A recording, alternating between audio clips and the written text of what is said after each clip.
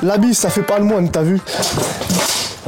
Ok, ça c'était le premier mensonge. La bise, ça fait totalement le moine. Ça, c'est un agresseur, pas un gentil garçon.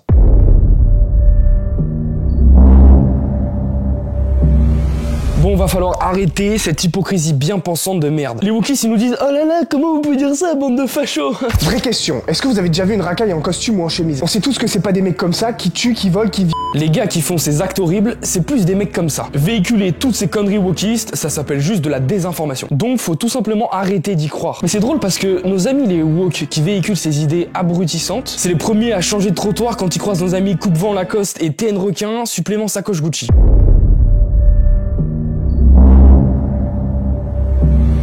Sans argent, t'es mort. L'argent, c'est pas juste une monnaie d'échange, c'est bien plus que ça. Imagine un monde où chaque désir et chaque rêve que t'as peut devenir réalité. L'argent, c'est pas seulement un outil, c'est une clé. Elle déverrouille des portes vers des expériences, des libertés et des choix qui vont donner un sens plus profond à ta vie. Avec l'argent, t'es le maître du jeu. Tu choisis comment vivre, où vivre et avec qui vivre. Le pouvoir financier, c'est la possibilité de plus jamais te sentir prisonnier des circonstances. La liberté, c'est le pouvoir. Et l'argent, c'est le pouvoir de dire oui à ce qui te passionne et de dire non à ce qui t'oppresse. Chaque chiffre, ça devient un pas de plus vers cette liberté. L'argent, c'est pas le bonheur en soi, mais il permet de l'acheter. C'est pour ça qu'il est un élément essentiel de son équation.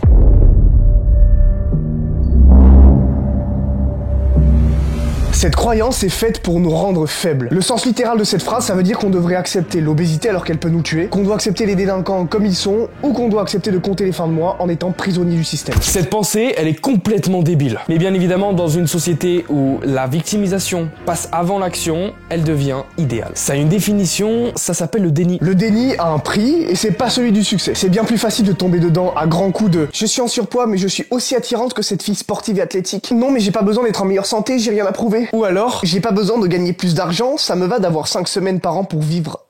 Le progrès, c'est le mouvement. S'accepter sans se remettre en question, c'est arrêter le mouvement du progrès. Accepter tout, c'est renoncer à devenir meilleur. On dit pas de pas vous accepter, mais d'identifier intelligemment ce que vous devez accepter de vous ou non.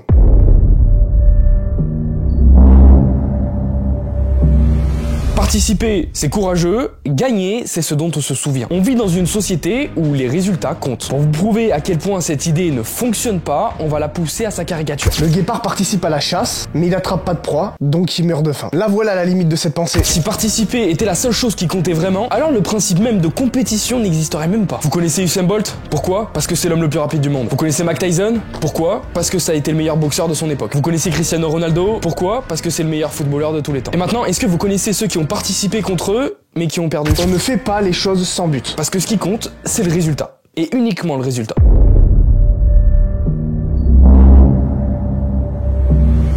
L'amour, ça s'anticipe. Si maintenant vous aviez deux possibilités qui s'offraient à vous, vous préféreriez tomber amoureux d'une femme qui a OnlyFans et 30 partenaires sexuels, ou d'une femme charismatique et sélective? Aucun d'entre vous ne veut tomber amoureux de la première option. Je veux rien entendre. Si vous avez le choix, vous irez directement vers la femme charismatique et sélective. On tombe quasiment jamais amoureux en une journée, c'est impossible. Le coup de foudre, c'est juste un ensemble d'influx chimiques, c'est pas de l'amour. On apprend justement à se connaître avec le temps, et si ça nous satisfait, on se laisse aller. Et là, on peut vraiment tomber amoureux. Imaginez ne pas choisir de qui vous tombez amoureux, alors que vous comptez peut-être passer le reste de votre vie avec cette personne et lui faire un enfant. Aimer, c'est s'engager, et l'engagement, c'est un choix. Donc, on choisit de qui on tombe amoureux. « 100% des gens qui pensent ça sont pauvres. Voilà pourquoi il faut jamais les écouter. Est-ce que vous avez déjà vu un entrepreneur à succès avec cette mentalité-là? C'est une phrase de rageux. Imaginez que vous êtes en face d'un wokiste qui vous dit « Mais cette personne, elle a hérité !»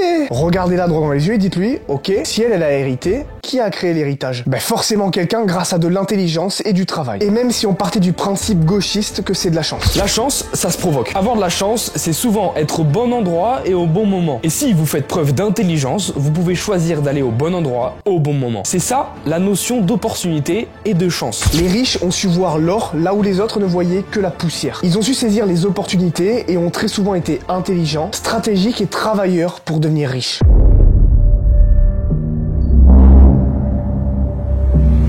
Un cliché, c'est comme un miroir brisé. Même si ce qu'on y voit est abstrait, il reflète une part de réalité. Quand on dit les mecs de cité sont des agresseurs. Ça veut pas dire qu'ils le sont tous, mais que la plupart des agresseurs sont des mecs qui viennent de cité. Les clichés, c'est une part d'instinct. Si un groupe de gazelles se retrouve nez à nez avec un lion, à votre avis, quelle sera la réaction des gazelles avant même d'avoir discuté avec le lion? Avoir peur de mourir et s'enfuir, parce que le lion représente un danger. Sauf qu'il s'avère que ce lion, il est vegan. Mais ça, c'est pas normal chez un lion. D'habitude, il tue les gazelles pour les manger. À force que les gazelles croisent des lions qui tuent des membres de leur communauté, elles en ont fait un cliché. Ce qu'on appelle préjugé ou cliché, c'est une part de vérité observée. Ça revient exactement avec ce qu'on disait au début. L'habit fait totalement le moine. C'est pour ça que les gazelles ont peur des lions, mais pas des zèbres. Le développement personnel, c'est aussi s'éveiller sur les faits de société qui vous entourent et savoir discerner les mensonges des idées du progressisme gauchiste d'aujourd'hui et la réalité qui nous entoure. Si cette vidéo a fait sens pour vous, c'est que les normes de pensée mensongères du wokisme ne vous tromperont pas. N'hésitez pas à déposer un petit like à cette vidéo, à vous abonner pour rejoindre la communauté et à commenter pour qu'on discute. En attendant, poursuivez votre version 2.0